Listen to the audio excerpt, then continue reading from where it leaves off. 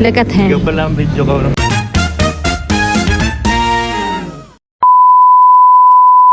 Bali yun nga mga kagamol, part 2 na to ng video natin na pupunta tayo ng Tagaytay. Bali dito nga pala mga kagamol ay tutuloy na natin yung video natin nung nagpunta tayo ng Tagaytay. Bali dito nga ay sinubukan ko yung taho strawberry nila sa halagang 50 pesos. Bali ito nga pala ang pinunta ko dito at hindi yung gala. Ngani! Bali dito nga ay kumuha ako ng wallet at talaga namang wala na nga itong laman. Sabi nila pag nagpunta ka rito ay dapat mo itong masubukan kung talagang nga bang napakasarap nito. Kaya naman ngayon i-rate natin yung taho strawberry nila dito. Ay sadya namang first time ko makakain ng taho strawberry at talaga namang kalimitan na yung normal na taho lang ang aking natitikman. At the moment of truth, i-rate na natin ito. Bali dito nga mga kamol ay mukhang naparami yung kanyang nilalagay na matamis. Hindi ko alam ang tawag dun, basta yun na yun yung nilalagay sa tahong ito. Bali ang rate ko nga dito mga kamol ay mga 7 out of 10. Pinag-isipan pa yan. Aray mo, paka! Bali pinatikim ko nga to sa aking binibining ulit, parang hindi niya talaga to nagustuhan. Pero dahil nga gusto natin itong matikman ay bumili na rin tayo dahil ngayon nga lang tayo nakapunta dito sa Tagaytay. After nga natin kumain ng taho ay tayo pumunta na sa may entrance para magbayad. Bali ang entrance nga dito ay 50 pesos per head. Bali kung makikita nyo nga yung wallet na yan ay kulay pink at hindi nga talaga yan sa akin. Ano yun? Napulot mo?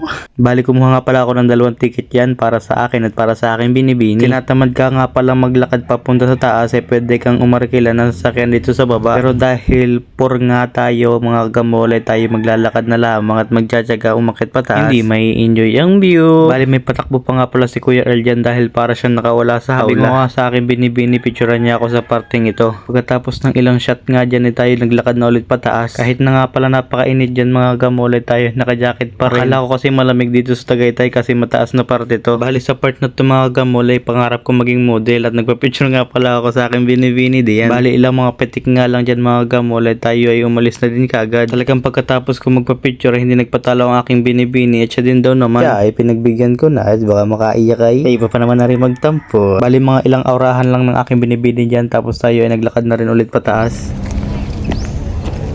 Hi. Parang timang ay.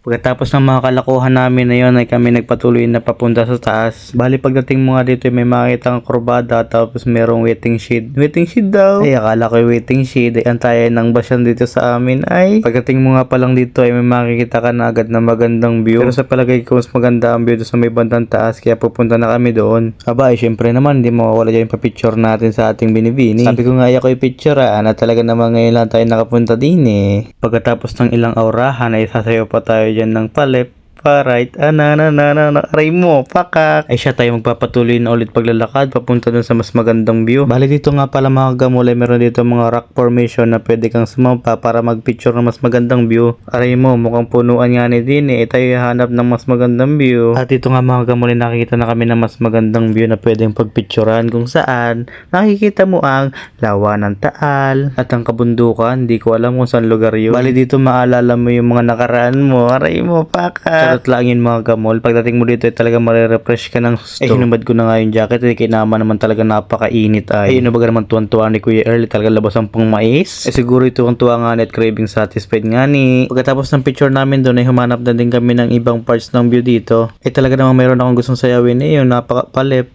pa-right, aray mo, ay talaga man nahiya ka Kuya Earl. Pagkatapos natin magpalip pa right dyan, ay tayo akit dito sa may rebulto ni Jesus. Bali sa part nga pala na mga gamulay, pwede ka rin dito mag picture. View ba ang hanap mo? Tara na, let's go! Aray mo. Bali hindi ko na pala papahabain mga gamulay, nagpunta kami dito sa may pinamataas na view para makita yung bundok ng Taal. Bundok daw, ilaw kayo yun. Sari-sari lang naisipan ni Kuya Earl, sobrang init kasi. Bali dito mga gamal, makikita mo nga naman yung mga green forest. Forest yarn! Bali ito na nga pala yung pinakahuli namin pinuntahan dito sa may People's Park in the Sky. Sobrang init man, ay talaga namang sulit ang view. Makikita mo dito yung Taal Lake. Sinamahan pa ng napakagandang green forest. Aray mo! Ay talaga namang napakaganda ng view dito. Talaga sulit na sulit yung pagpunta namin dito ngayong araw. Bukod sa kagandahan nga pala ng Taal Lake, ay may makikita ka rin dito mga green forest papunta sa may bundok na may mga ulap na yun. Bali ilang picture picture at mga shot nga dyan mga gamol at tayo ay umuwi na rin kaagad. Medyo tanghali na nga pala mga gamol at kami pauwi na nga rin ng aking binibini. Around 9:30 AM nga pala yun mga gamol at nakakagutom na nga rin dahil wala pa kaming umagahan. Parang ayaw pa rin magpaawat ng aking binibini at talagang nagpa-picture pa siya. Kaya kala nga niya picture ay video nga ni. A few moments later. Bali bago mag-10 mga gamol ay nakababa na kami dito sa may pinagparkingan namin. Aba hindi yung nasa unang motor namin ha, yung kulay aso lang amin, si Raymuro. Abay kahit pa ganyan